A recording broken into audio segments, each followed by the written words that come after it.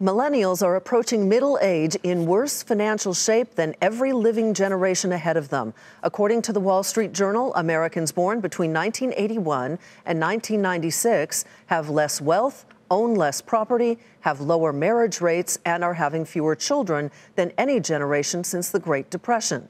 Joining us now to discuss what that might mean for the broader economy and future generations is Scott Brown. He is chief economist at Raymond James. Scott, welcome back. Nice to have you here.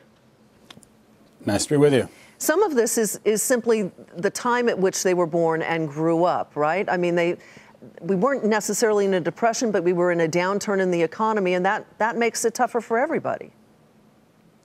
Well, there are two key issues here. One is that even before the recession, there was a trend where there was a squeeze going on really at the middle class. A lot of the bargaining power has shifted from employees to employers. You had a greater concentration of large firms. You've got a lower union membership and so on.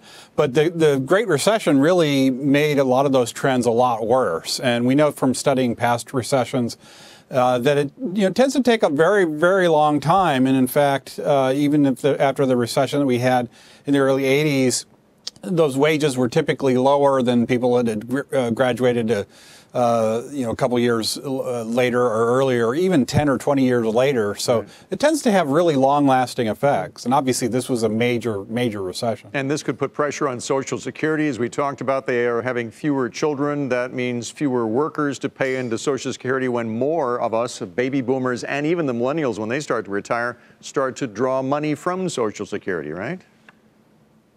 Well, one of the big stories we have is that the slower population growth means slower labor force growth.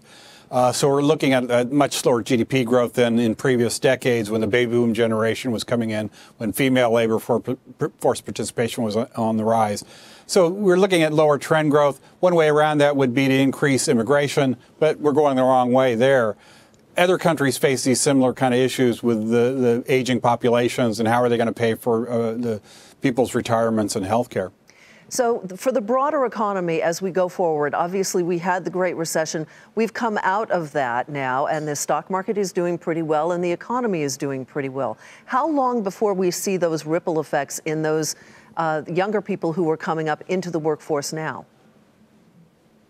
Well, it may take quite a while. My hope is that the Federal Reserve doesn't really try to curtail this expansion too much, because if you do get an increase in general wages, then that forces firms to reallocate labor.